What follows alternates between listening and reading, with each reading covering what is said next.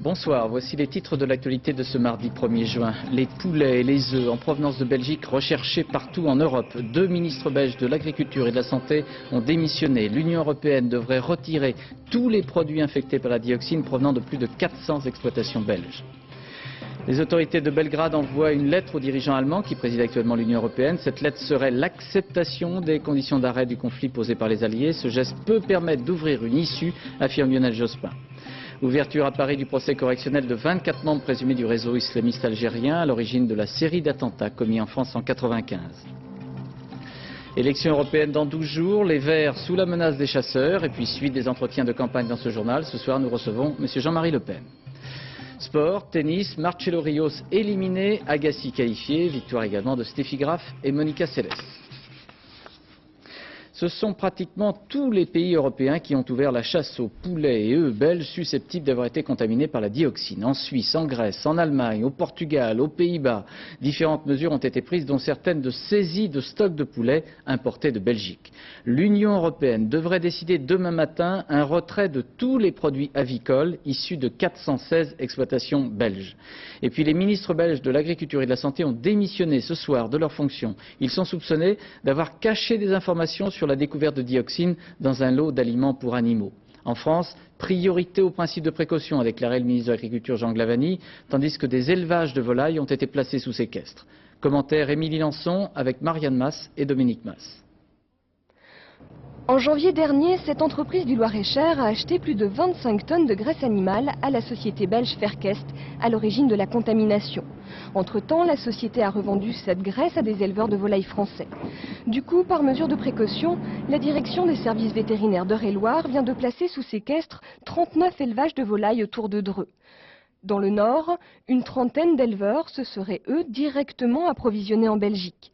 Leur production a été bloquée par mesure de précaution. Donc nous avons bloqué la commercialisation de ces élevages dans l'attente du résultat de l'enquête. Nous ne voulons pas prendre le moindre risque. Si ça se trouve, il n'y a pas de risque, c'est l'enquête qui le dira. Mais s'il y avait le moindre risque, en tout cas, nous avons bloqué la commercialisation de ces produits. À 19 h à Bruxelles, un communiqué est remis à la presse. Les ministres de la Santé et de l'Agriculture présentent leur démission. Depuis le début, l'opinion les accuse d'avoir manqué de transparence dans cette affaire. Quant à l'entreprise Fairkest, là où tout a commencé, une vingtaine d'enquêteurs se sont livrés aujourd'hui à une perquisition. 6 personnes ont été emmenées pour être interrogées. L'instruction a été ouverte pour faux en écriture et fraude aux marchandises. Les 15 pays de l'Union européenne ne devraient pas voter un embargo général, simplement un retrait des œufs, poulets et de leurs dérivés. La liste détaillée pourrait être établie demain. Et puis la France a réaffirmé son opposition aux viandes britanniques et américaines. Pas question, a dit Bernard Kouchner, faute d'expertise vétérinaire, d'accepter cette viande en l'absence de garantie sanitaire.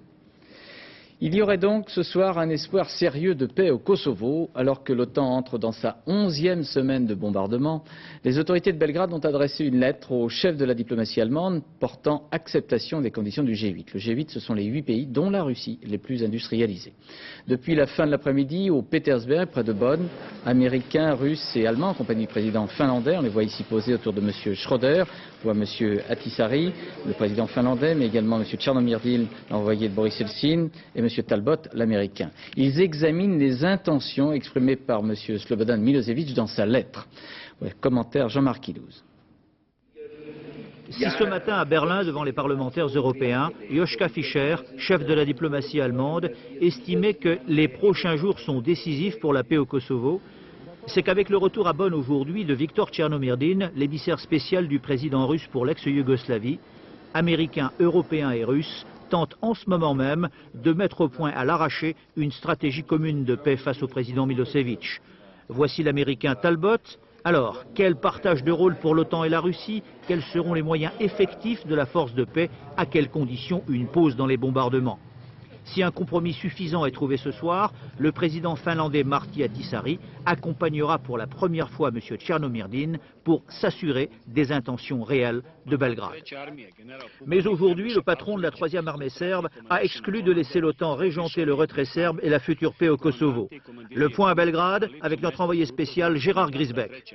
Ici à Belgrade, on se montre plutôt optimiste. C'est vrai que demain, pour la première fois, l'émissaire russe sera accompagné du président finlandais au nom des Européens. C'est aussi la volonté des Yougoslaves comme des Russes de rendre publique toute cette négociation de façon à vérifier la sincérité de l'OTAN. Ces derniers jours, les Yougoslaves ont fait un pas en avant. Ils acceptent maintenant le déploiement d'une force militaire au Kosovo et pas simplement d'une force civile. Ils acceptent également le fait qu'il y ait des armes lourdes au Kosovo. Il n'empêche qu'il y a encore de grosses divergences, en particulier sur la composition de cette force. Mais le fait que l'on négocie est quand même le phénomène de cette semaine. Si la négociation n'aboutissait pas, à ce moment-là, le président Milosevic jouerait l'autre carte, celui du pourrissement de la situation et le fait de continuer cette guerre. Et cette lettre de Belgrade trouble effectivement les discours politiques, puisque cet après-midi à l'Assemblée nationale, le Premier ministre Lionel Jospin parlait avec prudence d'une issue possible. Lorsqu'un geste attendu, je dirais même exigé par la communauté internationale, semble se dessiner, nous ne devons pas l'ignorer, mais considérer qu'il peut permettre de tracer une perspective et d'ouvrir peut-être une issue. C'est pourquoi cette déclaration doit être considérée sans naïveté, mais aussi, comme je l'ai indiqué, sans excès de scepticisme et donc avec attention. Sommes-nous à un tournant de ce conflit? Il est trop tôt pour l'affirmer.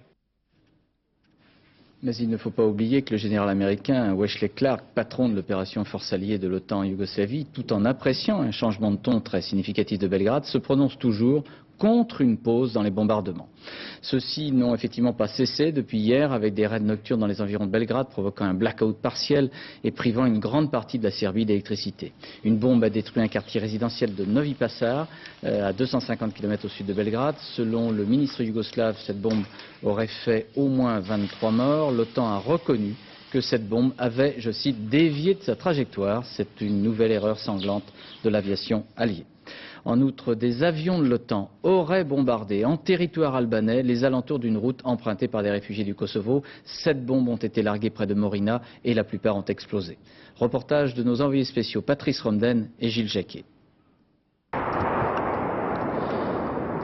Une explosion en territoire albanais, à 200 mètres du poste frontière de Morina et des badauds qui stationnent ici.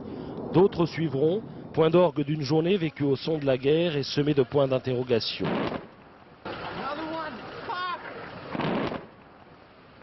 Quelques minutes plus tôt, au même endroit, chacun en était à essayer de comprendre ce qui s'était passé ici la nuit dernière, où déjà, une série d'explosions détruisait les bunkers albanais censés défendre le territoire.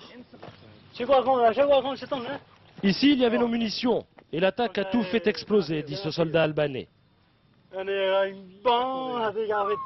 Il montait la garde la nuit dernière avec une quinzaine de collègues. Officiellement, aucun blessé. Ça, ce sont des preuves matérielles, dit le policier. Elles montrent que notre territoire a été bombardé. Oui, mais par qui? Sur les débris, des inscriptions en anglais. Mais elles ne prouvent rien selon un observateur de l'OSCE qui refuse de donner son nom et sa nationalité. Vous insinuez que l'OTAN bombarde l'Albanie? Mais pourquoi pas? Le Kosovo est à 100 mètres. C'est impossible. Ils ont déjà bombardé l'ambassade de Chine, vous savez. Je vous dis que c'est impossible. Seule certitude, à Morina, tout le monde tire sur tout le monde. Depuis 48 heures, l'OTAN bombarde la zone frontalière. L'armée yougoslave, qui stationne derrière ses bâtiments, pointe ses canons sur l'Albanie et tire régulièrement. Comme toujours en pareil cas, les civils ne se sentent plus en sécurité, c'est l'exode. Moi, je préfère m'éloigner de la frontière à cause de tous ces bombardements. Depuis hier, ça n'arrête pas. Et le paysan s'en va avec sa vache, sa seule richesse. Direction Koukesh, où son exil durera le temps que dureront les combats. Et les incidents se multiplient à la frontière, sans que l'on sache si les bombes viennent d'en face, c'est-à-dire de chez les Serbes, ou d'en haut, c'est-à-dire de l'OTAN. À Paris, devant la 14e chambre correctionnelle et sans doute pendant plus d'un mois, 24 personnes seront jugées pour association de malfaiteurs en vue de préparer un acte de terrorisme. Ces personnes sont membres présumés du réseau islamiste algérien accusé de la série d'attentats commis en France en 1995. Compte rendu de cette première journée avec Michel Fine et Yves Ginca. Ils sont arrivés en convoi spécial. Vous reculez s'il vous plaît, vous reculez, sortez du périmètre. Dans ce fourgon, 8 membres du réseau déposeurs de bombes de l'été 1995. Les caméras n'ont pas accès aux abords de la salle d'audience, les familles se cachent et refusent de parler à la presse. Dans le box, il y a Boualem Ben Saïd, l'organisateur du réseau. C'est l'islam, dit-il à la présidente, qui est accusé d'association de malfaiteurs. C'est notre foi qui est jugée. Et lorsqu'on lui demande de décliner sa nationalité, il répond « Ma nationalité, c'est ma foi musulmane ». Selon son avocat, Boualem Ben Saïd ne cache pas son appartenance au GIA. Il assume sa responsabilité dans la vague d'attentats, mais nie avoir posé les bombes. Je pense que c'est normal. Il estime que le tribunal qu'il juge aujourd'hui n'est absolument pas compétent pour lui. Il aurait bien aimé être jugé par un tribunal militaire parce qu'il s'estime un soldat. Un soldat de l'islam. Je pense qu'un tribunal militaire était plus à sa convenance. Demain, le tribunal examinera le cas d'Ali Touchent, dit Tarek, l'un des principaux organisateurs du réseau. Il avait échappé à la police, il aurait été abattu par les autorités algériennes quelques mois plus tard. L'autre grand absent de ce procès, c'est également Rachid Ramda, le financier du réseau. Il avait été arrêté à Londres en octobre 1995. Depuis, la France attend toujours son extradition. Il ne sera pas jugé devant ce tribunal. Alors pour mieux comprendre les accusations dont vont répondre pendant plus d'un mois ces prévenus, membres présumés du groupe islamiste armé, il faut se souvenir de la série d'actions terroristes qui ont fait au total 10 morts et près de 180 blessés durant l'année 1995. Rappel avec Thierry Curtet. L'acte fondateur des groupes terroristes du GIA en France, c'est l'assassinat de l'imam Sahraoui dans sa mosquée, en plein Paris. On ne le comprend pas encore à cet instant, mais l'une des unités recrutées, formée par 2 émirs algériens envoyés en France, Boualem Ben Saïd et Ali Touchent, viennent d'entrer en action. Le groupe enchaîne les actes dans la capitale. 2 semaines plus tard, l'attentat le plus meurtrier contre le RER à la station Saint-Michel tue 10 personnes, en blesse 100. Près de l'Arc de Triomphe, une bonbonne de gaz piégée, déposée dans une poubelle, fait 17 blessés. Sur le marché Richard Lenoir, une cocotte minute bourrée de boulons explose, 4 blessés. Le lendemain, un autre engin infernal est désamorcé dans une Sanisette, toujours à Paris. Mais les terroristes ont raté l'attentat contre le TGV Paris-Lyon. Sur un bout de scotch, les policiers retrouvent un morceau d'empreinte digitale. Le début de la bonne piste. Elle mène à Khaled Kelkal, 24 ans, connu des services de police pour quelques délits en banlieue lyonnaise. Son portrait est largement diffusé. À Villeurbanne, une voiture piégée explose 5 minutes avant la sortie des élèves de l'école juive qui étaient visés. Il y a 14 blessés. Repéré, le groupe lyonnais s'est réfugié en forêt. 2 ramasseurs de champignons alertent les gendarmes. Ils interceptent Karim Koussa et cernent plusieurs dizaines de kilomètres carrés dans l'ouest lyonnais. 2 jours plus tard, Khaled Kelkal est abattu à un arrêt de bus. Le jour de ses obsèques, une bombe explose au métro Maison-Blanche à Paris, 13 blessés. Puis toujours à Paris, une bonbonne de gaz encore explose sur la ligne C du RER. Mais c'est le dernier attentat. Les policiers arrêtent le groupe du Nord, juste avant qu'il ne passe à l'action contre le marché populaire de Oisem. Les documents saisis lors des premières arrestations permettent de remonter la piste jusqu'au coordinateur. Aujourd'hui, 4 ans après les faits, c'est donc l'ensemble du réseau qui est devant le tribunal correctionnel. La cour d'assises rejugera les actes de chaque groupe, chaque attentat, encore un peu plus tard. En Corse, l'ancien président de la Caisse régionale du Crédit Agricole et l'ancien directeur de cette banque, qui préside actuellement l'Agence du développement économique de la Corse, ont été placés en garde à vue. Les policiers leur demandent des explications sur certains prêts accordés par Crédit Agricole. Depuis un an, 27 personnes ont été mises en examen dans cette enquête. Élections européennes, les candidats de la liste des Verts, conduite par Daniel Cohn-Bendit, ont de nouveau maillé à partir avec quelques chasseurs. Ceux-ci n'ont toujours pas digéré les dernières obligations européennes de restriction des périodes de chasse et ils menacent régulièrement les réunions publiques des écologistes. Dernière en date, Bordeaux, ce soir. Tout était prévu, mais le rassemblement a été annulé. Il aurait fallu tenir la réunion sous très haute surveillance. Voyez le reportage d'Éric Perrin et Philippe Dumail. L'affiche est encore sur les murs, mais le meeting avec Dani Cohn-Bendit n'aura pas lieu. Les Verts ont préféré l'annuler pour ne pas risquer de revoir une scène comme celle-ci. C'était en janvier dernier, à Cherbourg, la tête de liste des Verts avait déjà dû annuler, sous la pression physique des chasseurs, un meeting avant de repartir sous escorte. Craignant pour la sécurité des personnes venant au meeting, les Verts ont préféré ne prendre aucun risque, tant la menace d'une action commando des chasseurs était forte. Les informations, nous les avons eues par le préfet de police. Les chiffres de 2 à 3 000 chasseurs ont été avancés. D'ailleurs, on peut se poser la question, comment 3 000 chasseurs peuvent s'organiser. Il y a derrière tout ça une organisation qui a prévu de faire cette manifestation. Pour vous, ça ne peut pas être spontané? Ah, bien sûr que non. Vous déplacez comme ça 3 000 personnes d'une façon spontanée? Les élus politiques des chasseurs qui nient être derrière l'organisation de cette manifestation sont sans doute soulagés tant ils savent qu'ils ont du mal à contrôler une partie de leur base. Je suis satisfait qu'un meeting ne se tienne pas lorsqu'il peut menacer la sécurité publique. C'est le meeting qui menaçait la sécurité publique? C'était la provocation qui risquait d'être faite lors de ce meeting qui n'aurait pas été comprise par les chasseurs. Il y a 15 jours, Noël Mamère est agressé par des chasseurs lors d'une réunion publique à Arcachon. Jamais la tension n'a été aussi forte. Aujourd'hui, la balle, elle est dans le camp des responsables cinégétiques qui sont devenus des pompiers pyromanes et qui aujourd'hui voient une bombe à retardement leur exploser au visage. Et puis dans le camp de la classe politique, de gauche et de droite, qui par ses complaisances, qui par ses silences, qui par l'encouragement à dire que les Verts sont des provocateurs, n'ont fait qu'accorder l'impunité à ces gens.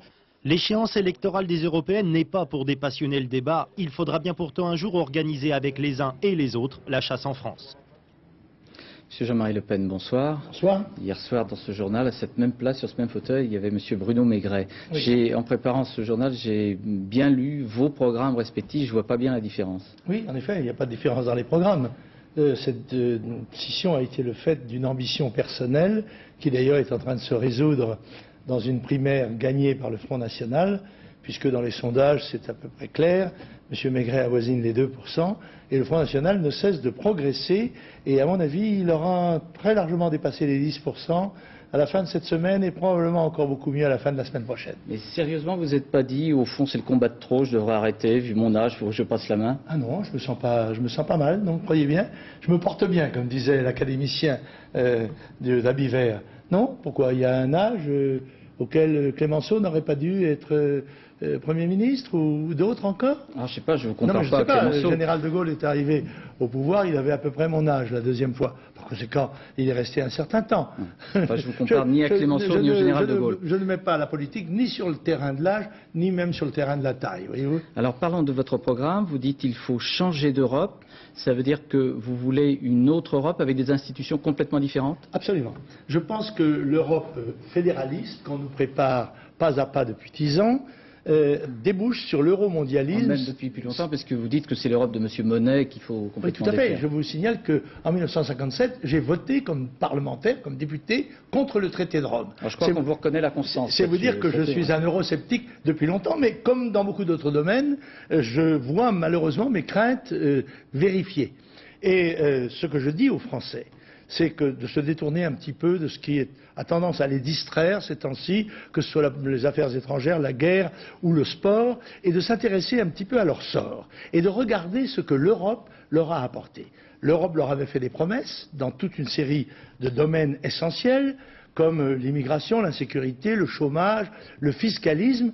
Eh bien, le résultat, au bout de 10 ans de marche vers l'Europe, c'est que ces fléaux ont été aggravés. Et en plus, nous avons eu la guerre en Europe par l'Europe. C'est-à-dire que c'est un échec total. Alors moi je dis, revenons, restons à la nation, à la France, aux pays européens, dans une Europe des nations. Alors, mais ne faisons pas un super État qui va nous donner des ordres et qui va nous imposer une manière de vivre. Je souhaite que le charbonnier soit maître chez lui. Ce qui n'empêche pas revenons à les votre syndicats programme. de charbonniers. Revenons à votre programme.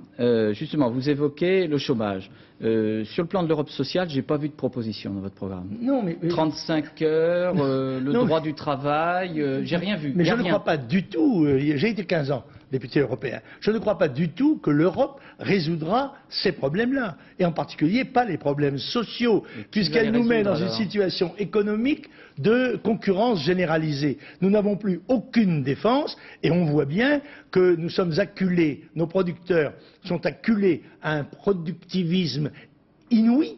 Et par conséquent, sont amenés ou à la ruine, ou à la délocalisation, ou à des productions qui sont nuisibles à la santé. Il y a un ensemble européen. Quand on produit quelque chose, on veut le vendre. On ne peut pas le vendre uniquement en France, donc on va le vendre à d'autres pays, nos pays européens. Donc tout ça crée des richesses, du travail.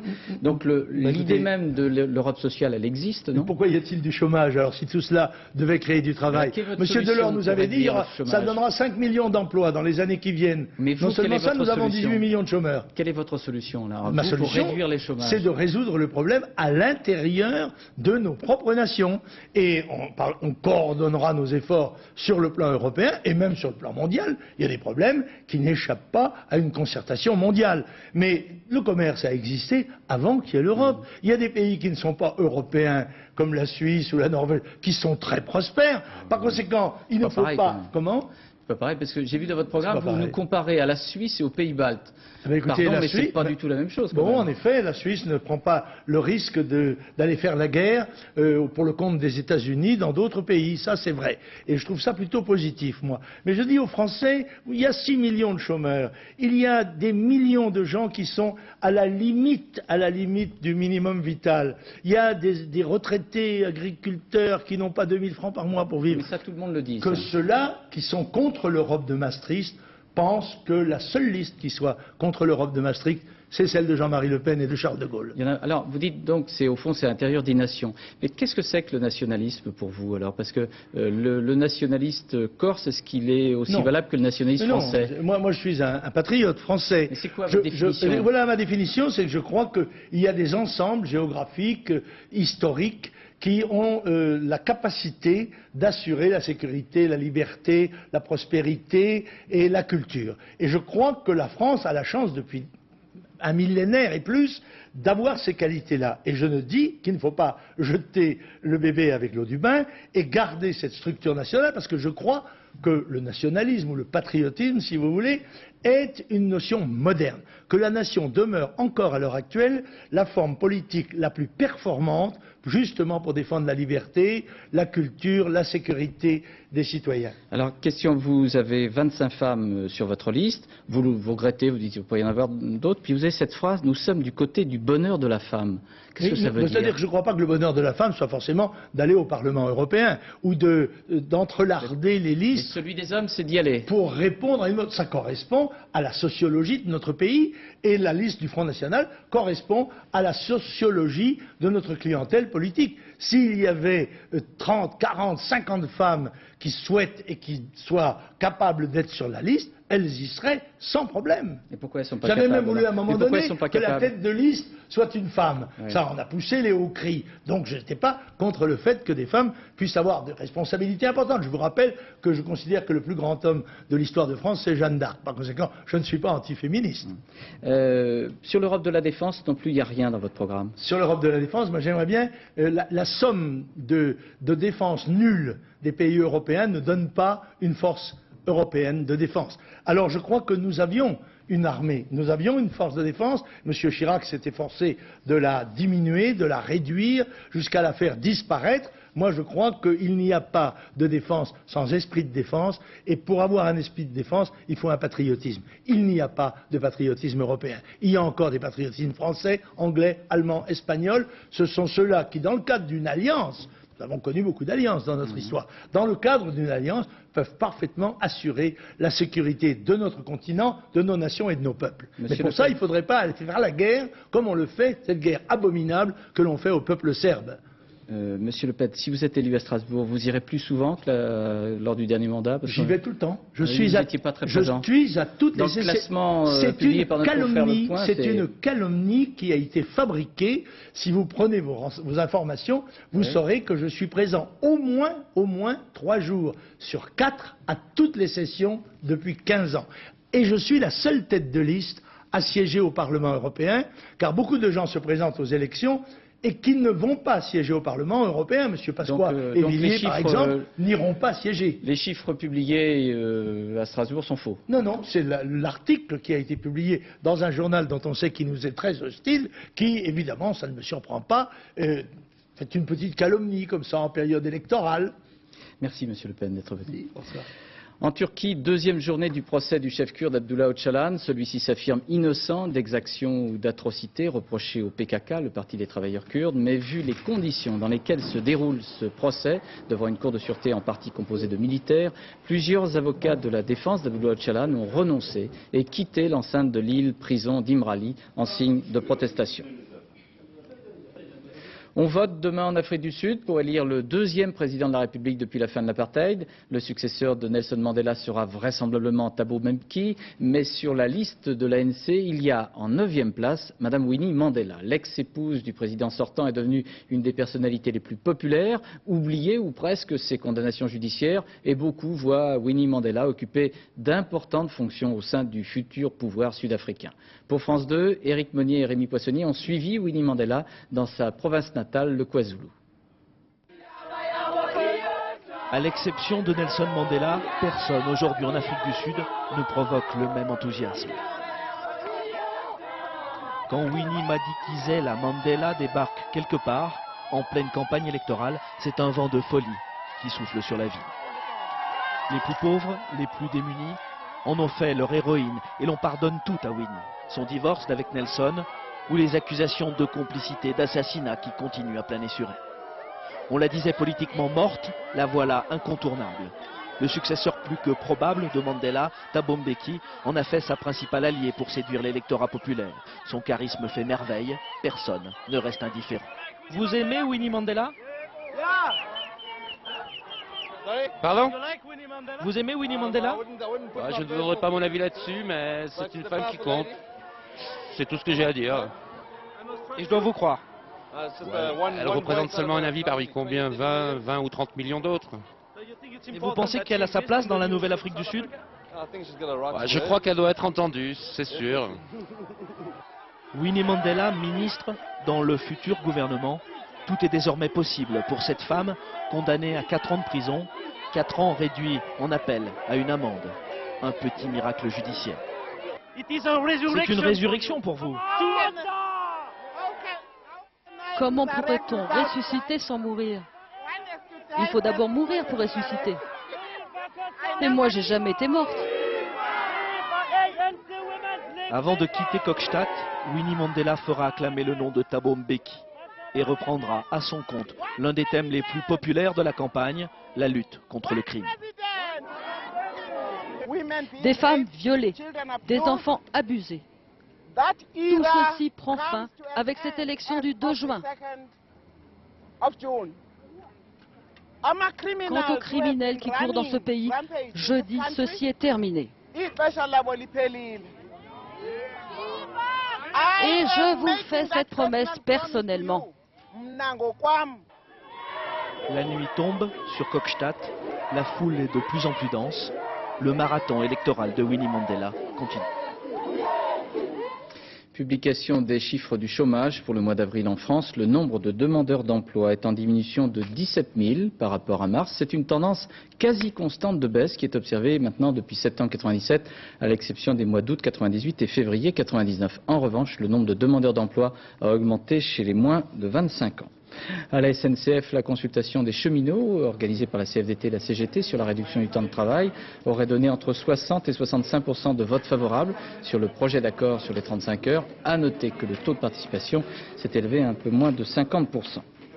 La sécurité des tunnels routiers en Europe sera examinée par les ministres des Transports européens les 17 et 18 juin prochains. Ils pourront analyser les conséquences des mesures prises par le ministre français Jean-Claude Guessot, et notamment la hausse des péages des tunnels alpins. Les conséquences économiques sont dénoncées par les fédérations de transporteurs. Reportage au tunnel du Fréjus, Virginie Fichet et Thierry Simonet.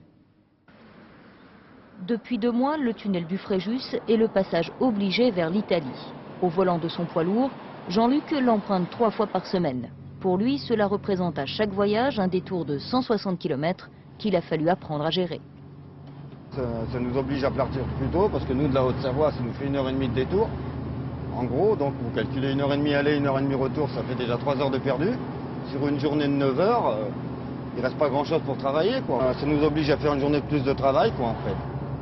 Et c'est une journée de moins à la maison. Nouvelle contrainte pour les chauffeurs, perte sèche pour les employeurs. Comme près de 350 transporteurs savoyards et haut-savoyards, Carmelos Gros réalise plus de 30% de son chiffre d'affaires avec l'Italie. Difficile dans ces conditions d'abandonner ce marché, même si le prix à payer pour le conserver est exorbitant. Chaque jour, nous avons environ 15 passages qui s'opèrent sur l'Italie. Ces 15 passages aujourd'hui, avec un détour de 165 km de plus en passant par le Fréjus, nous coûtent environ 15 000 francs par jour de surcoût pour assurer le même service et l'embauche de personnes supplémentaires pour pouvoir garantir ce service aux clients. La volonté exprimée la semaine dernière par le ministre des Transports d'augmenter de 50% le prix de passage du tunnel fait d'ores et déjà pâlir les transporteurs. À la Fédération nationale du transport routier, l'inquiétude côtoie la colère. Moi, chez moi, j'ai des chauffeurs qui me disent comme ça, mais qu'est-ce que vous attendez, vous, les patrons, pour bloquer les routes et leur dire ce que vous en pensez? Grâce à cette augmentation, Jean-Claude Guessot, lui, pensait inciter les transporteurs à se reporter sur le rail. Hypothèse irréaliste, rétorquent les intéressés. Je ne vois pas comment on pourrait se demander au rail de se substituer au transport routier, puisqu'il n'y a pas de ligne existante, ou que très peu. Plus de 90% des marchandises sont transportées par la route, et la SNCF n'est pas prête et n'a pas les moyens techniques pour répondre à une forte demande. Les transporteurs locaux se trouvent donc aujourd'hui dans une impasse entre le rail inaccessible et la route trop chère. Le spectre de la faillite menace les plus fragiles. Du sport, du tennis avec les internationaux de Roland-Garros. Belle journée, tranquille pour Monica Seles et Steffi Graf qui se sont qualifiés pour la demi-finale. André Agassi a fait de même, mais l'un des favoris, le Chilien Marcelo Rios, a mordu la poussière rouge de la terre battue. Reportage Christelle Bertrand et Maryse Richard. Steffi Graf a failli lâcher sa raquette et tout arrêter. Mais le tennis a été plus fort, elle vient conquérir un 6e titre à Roland-Garros. À 29 ans, l'Allemande a toujours un jeu solide en fond de cours. Au premier set, Lindsay Davenport, numéro 2 mondial, n'a pas réussi à imposer sa puissance face à la finesse et la précision de l'Allemande qui gagne 6-1. La deuxième manche est beaucoup plus disputée. Davenport fait moins de fautes, elle remporte le tie-break. Mais Graf a de l'expérience et 21 titres en simple dans les tournois du Grand Chelem. L'Allemande a patiemment attendu la baisse de régime de Davenport. Graf s'impose 6-3 dans le dernier set. En demi-finale, elle rencontre Monica Seles. Martina Hingis n'a pas fait dans le détail. Barbara Schwartz sort des qualifications. Le rêve de l'Autrichienne n'a duré que 4 jeux. Hingis, numéro 1 mondial, remporte le match 6-2, 6-2.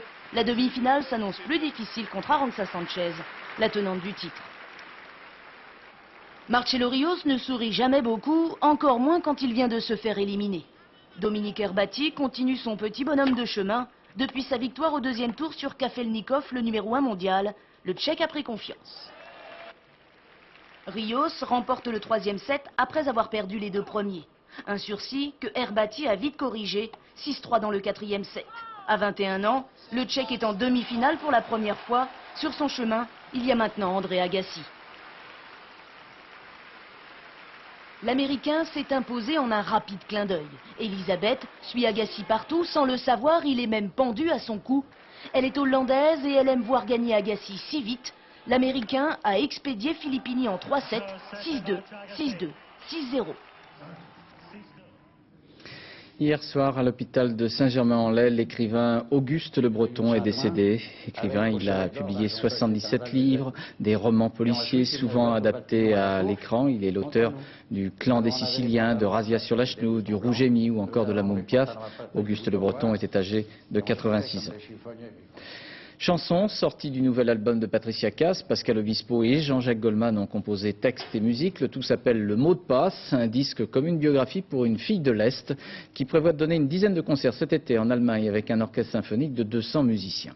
Présentation Marie-Jo Jouan et Fabien Tormos. 12 ans de carrière, 12 millions d'albums vendus dans le monde, une renommée internationale. À 32 ans, Patricia Cass commence à se sentir bien dans sa peau, d'artiste et de femme. Je crois que ce qui a été très important, c'est d'avoir plus confiance en soi, et c'est à partir de ce moment-là où je trouvais que ce qu'on appelle l'image était la plus proche de moi. Il n'y a pas de décalage entre l'artiste et la femme que je suis. Certes, des fois c'est plus sophistiqué, des fois plus naturel, mais c'est parce que dans la vie, je suis comme ça. Son plus grand charme, le côté nature. La petite fille de Forbach, fille de mineur, n'est jamais très loin. Oh, ça fait chic.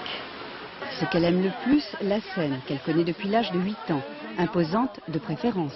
J'aime les grandes scènes, une certaine limite. Je dirais que quand j'ai fait Bercy, j'avais envie de me faire plaisir parce que quand j'allais voir Madonna ou Tina Turner ou Mylène Farmer et que je voyais tous ces gens et tous ces briquets, j'avais envie de l'avoir pour moi une fois et donc je l'ai fait. Mais je dois dire que je trouve ça très très très grand. Le cœur ne se rend plus si lourd d'avoir un porte-trou d'amour, ma liberté contre la tienne. Un nouvel album conçu et réalisé sous la houlette de l'auteur-compositeur le plus prisé du moment, Pascal Obispo. Patricia se défend d'avoir cédé à un effet de mode. Il s'agit là d'une vraie rencontre. J'avais demandé 1, 2, 3, 4 chansons selon ce que j'allais aimer. Et c'est vrai qu'au fur et à mesure du temps, il en a écrit 10 parce que dès que j'en refusais une, il comprenait beaucoup mieux ce que j'attendais de lui. Un album à la fois nostalgique et féminin, dans lequel s'est glissé Jean-Jacques Goldman, l'ami de longue date, avec 2 chansons, dont Une fille de l'Est. Quand Jean-Jacques m'a dit « Oh, j'ai ma petite idée », j'avais aucune idée que ça allait être ça. Et quand il m'a ramené la chanson, j'ai dit bah, « Dis donc, toi tu me connais bien ». Une fille de l'Est. Non, une fille de l'Est. Marlène Dietrich était son idole. Aujourd'hui, Patricia a décidé de ressembler à la fille de l'Est. Une fille de l'Est. Cinéma à présent avec la sortie demain du film Pecker du réalisateur américain John Waters, celui qui révéla Johnny Depp dans Cry Baby. Le film Pecker est plus sage, vous allez le voir, il raconte les méfaits d'une célébrité trop rapide. Rencontre avec John Waters par Nicole Connu-Langlois et Christian Leroux. Roi de la provocation, ennemi du sexuellement et politiquement correct, John Waters n'a jamais cherché à plaire, il préfère déranger. Et s'il joue avec les photographes, c'est justement parce que Pecker, le héros de ce conte moral sur le succès, est un jeune provincial fou de photos qui fait des clichés sans arrêt, dans la rue, dans les bars, dans les supermarchés. Il va devenir célèbre, malgré lui, ce n'est pas ce qu'il recherche. Je crois qu'il est très heureux tel qu'il est. Et lorsqu'il devient soudainement célèbre et que les gens sont fous de lui, il répond « c'est ma vie tout simplement ». C'est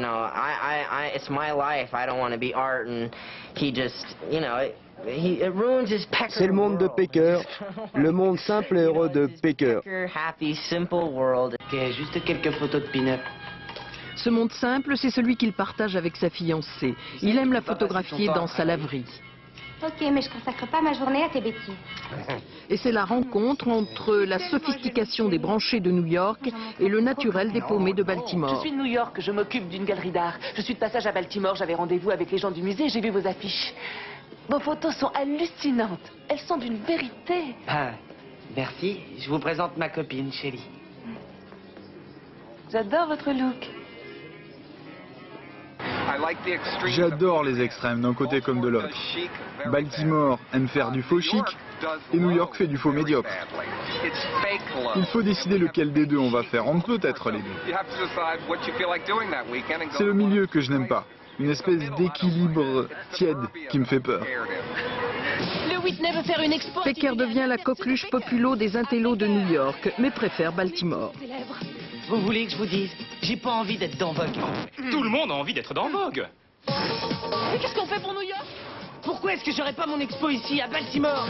Pour ce film vaguement autobiographique, John Waters, moins grinçant, plus subtil, quitte la marginalité pour séduire un public plus large.